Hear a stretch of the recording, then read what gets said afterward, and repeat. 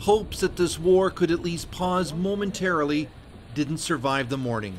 Israeli airstrikes hit southern Lebanon first and then smashed into a Beirut apartment building. The IDF says the militia group's commander responsible for drones was killed. The death toll has soared to over 700, including many women and children. This peaceful family was bombed, said Ali Samaha from a village in the Bekaa Valley. 16 people were killed in a night. This is not a military center. Israeli officials from the Prime Minister on down seemingly rejected a U.S.-French proposal for a 21-day ceasefire. We're continuing to hit Hezbollah with full force and will not stop until we achieve all our goals, said Benjamin Netanyahu en route to the UN General Assembly.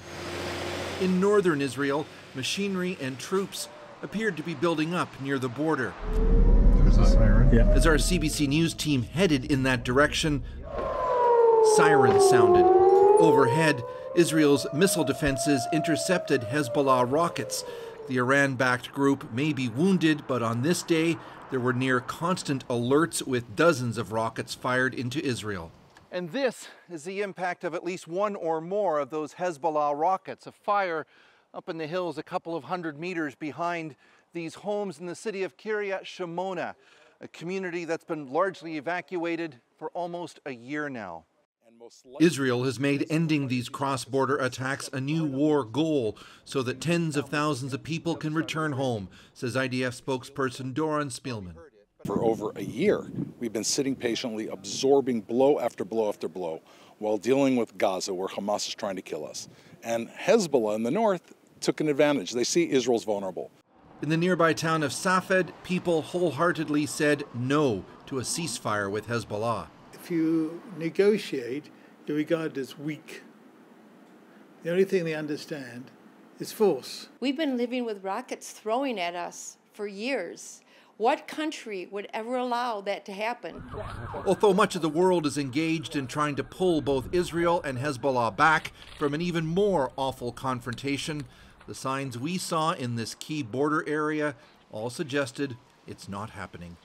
Chris Brown, CBC News in northern Israel. Senior international correspondent Margaret Evans is in Beirut tonight. Margaret, I know you've just arrived, but you know Beirut, you know Lebanon. What's your sense of the place now? It felt pretty subdued, Adrienne. I mean, for one thing, the plane we came in on was pretty empty. Much easier to get a flight in than it is to get a flight out these days. And then driving through the center of town between 8 and 9 local time, you know, restaurants still open, but a lot of them are empty. And of course, if you know Beirut, you know it's one of those cities known for never sleeping. So people are definitely on edge.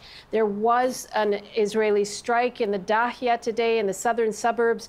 That's the area, the part of the city known as the Hezbollah stronghold. Like I said, there's, you know, a real sense of edge right now, even though a lot of the old timers will say, hey, we've been through this before and we're hunkering down.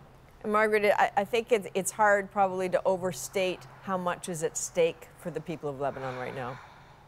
That's right. I mean, aside from what we're seeing now, you know, the rising death toll from the Israeli airstrikes, the displaced, people fleeing the south in ever greater numbers, Lebanon was already going through all sorts of, you know, trouble. In recent years, it's gone through an economic crisis, a banking crisis that tipped many in the middle class into poverty. People are united against Israel right now, but sectarian divisions in this country remain strong. There's a caretaker government in place. Politics is paralyzed. And on top of that, you know, people tend to forget that Lebanon is hosting 1 million Syrian refugees from their civil war years ago. And people here will tell you this country cannot afford another war or the humanitarian disaster they fear it might unleash. And there's a real sense of dread about it. I bet. Margaret Evans in Beirut tonight. Thanks, Margaret.